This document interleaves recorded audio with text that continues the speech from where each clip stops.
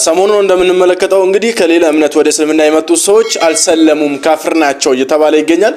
በዚህ ላይ ደግሞ ያሲን ኑሩና እሱን መሳዮቹ መልስ እየሰጡበት ነው። እንዴት ነው አንድ ሰው ከኦርቶዶክስ ወደ እስልምና ከመጣ እንዴት ነው ካፍር የሚባለው? እንደውም በላጩ ከሌላ እምነት ወደ እስልምና የመጣ ነው እንጂ እንዴት ነው ሰለምቲዎች ካፍር የሚባሉት? ይሄንን እስላም ሆኖ እስላም የማይባሉት ናቸው እያሉ ያሉት ማለት ነው። ይሄን ቃል እየተጠቀሙ ያሉት። በዚህ ላይ ብዙዎቻችሁ ዝም ማለት የለባችሁም። ምክንያቱም እንዲህ አይባልማ ሰዎች ወደ እስልምና እንዳይመጡ እየተደረገ ነው። ምን ማለት ነው ይሄ? ለማንኛውም እንደዛ ያለውን ሰው ቪዲዮ እናዳምጥና ክርስትና ወደ እስላም የሚመጣ ሰው አሁን ሰለም ብለው በገፍ የሚመጡ ሰዎች እኮ አሉ። አንዳንዶቹ አሰለምናቸው የሚሏቸው ሰዎች ራሳቸው መጀመሪያ የሚሞሏቸው የፈሰደ ነገር ስለሆነ የተበላሸ እምነት ስለሆነ من اعتقاد التجسيم الى اعتقاد التجسيم ነው انتقال የሚያደርጉት። ስሙን ብቻ ነው የቀያየሩት። ከተጅሲም ወደ ተጅሲም ነው የሚያሸጋግሯቸው። ለምን ዛጋ አባታችን ነው ይል ነበር ነሳራ እያለ በሰማይ የምትኖር ሲል ነበር። ከዛ ጋር እዚህ ያመጣና አባታችን አትበል ግን በሰማይ የሚኖር ነው ይሉታል። ከዛ ማለት ነው ከዛ አባት መሆኑ ቀረ እንጂ ያው እዛ ጋር የሚኖር የሆነ መኖሪያ የሚያስፈልገው ነገር ነው ብሎ ማሰብ ይጀምራል ማለት ነው። የሚያምነው ከነሱ ሰማይ ላይ የሚኖር ሲሉት በሰማይ የሚገደብ አይደለም። ሰማይ ላይ የሚኖር ሲባል እኮ እዛ ውስጥ ያ ቦታ የሚገድበው የሚወስነው ማለት ነው። በዚያ መጠን ልክ ይሆነ ማለት ነው። ስለዚህ ያንን መጥፎ እምነት አስገብተውበት ሻሃዳ ይዟል። አላሁ አክበር ይባላል፣ ተክቢር ይባላል። ከዛ በኋላ ሰውየው ገና በዚያው ስም ቀያየረ እንጂ አሁንም ተጅሲም ላይ ነው ያለው። ሰዎች እንዳይሰልሙ የሰለሙትም አልሰለማችሁም እየተባለ ሰውን ቢዚ አናድርገው። እነ ኢማም ሁጀቱል ኢስላም አቡል ሐሚድ አልገዛሊ አንድ አቋም አላቸው። ኢልጃሙል ዐዋም አን ዒልሚል ከላም አብዛኛውን ህዝብ ስለ አላህ ሲፋ ከአርሽ በላይ ነው እጃለው እንዲያለው ውስጥ አትክተቱት ይላል።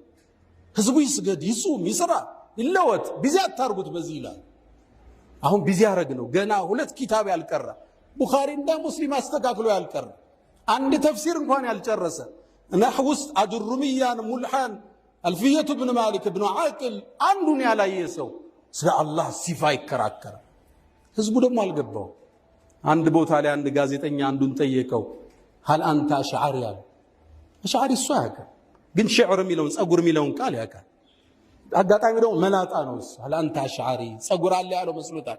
እኔ አሽዓሪ አይደለሁም። ለምን አለው? ጸጉር የለኝም አለ። ሌላኛውን ጠየቀው هل انت ማቱሪዲ ደግሞ አሽዓሪያ ማቱሪዲ ያለ ማቱሪዲ ነው ሲለው አይደለሁም አለ። ለምን ሲለው لانني اريد አለ። ማቱሪዲ ማለት ማቱሪድ አትፈልግም ነው ቃሉ። አንተ ማትፈልግ ነህ እንዴ ያለው መስሎት አይ ፈልጋለሁ አለስ። ህዝቡ ያውቀው እዚህ ውስጥ ከተነው የዓሊሞችን ጨዋታ የተራ ወጣቶች ጨዋታ አይደል። ዓሊሞቹ ፊት ለፊት እንወያይ፣ ህዝቡን ግን ቢዚ አናርገው። በቲክቶክ በፌስቡክ ቢዚ አርገነዋል ህዝቡ። እንዴት ይሄ ወጣት ቁጭ ብሎ ተፍሲር ይቀራ? እንዴት ነህው ይቀራው? ትልቁ ወሲያችን ይሄ ወጣት ከኢብኑ ተይሚያ የሚማረው ለዲን መኖር፣ ለዲን መታገል፣ በዲን መስመር ላይ መሰዋት ትልቅ ጸጋ። ይሄው ዛሬ ከ700 ዓመት በኋላ ኢብኑ ተይሚያን ዳግም እናነሳዋለን። ለአላህ የሰራ ዳመ ወተሰል ዚክሩ ይቀጥላል። በሰዎች ጋጋታ በስራ አይቆምም፣ ፈንጥቆ ይወጣል የሆነ ጊዜ። ለዛ ነው ኢማሙ ማሊክ መን ካነ ሊላህ ይባላል። ለአላህ የሆነ ዳመ ወተሰል ይቀጥላል። ወመን ካነ ሊገይሪ ሌላ የፈለክበት ዱንያ ጥቅም ዝና ከፈለክበት እንቀጣዐ ወንፈሰል መንገድ ላይ ይቀራል። ለአላህ ኖረ። እዚሁ ዛሬ በተከበረው ጁምዓ እናነሳዋለን። አንድ ሰው ከሰለመ ወደ እስልምና ከመጣ እስላም ነው የሚባለው። በቃ ሰልማውን እሱ የሰለመው ሰው እንኳን ደህና መጣ አንተ ትልቅ ቦታ አለ እስላም ውስጥ ማለት ነው እንጂ ያለብህ አርክሰ ካፊር ነው ማለት ምን ማለት ነው? እኔ ሱፊያ ጭንብል ለብሶ አህባሽ ሚያከፍር ሆኖ መጣ። ነገሌ ያረዱት አይበላም፣ ገሌን ያገባሽ ተፋች። ይሄ እስልምናን አይጠቅምም ወንድሞች። ሙስሊምን አያከፍርም። መን ሶለ ሶላተና ሶላታችን የሰገደ ወስተቅበለ ቅብለተና ቅብላችን የተቅጣጨ ሙስሊም ነው ብለዋል ነብዩ አለይሂ ሰላቱ ወሰለም።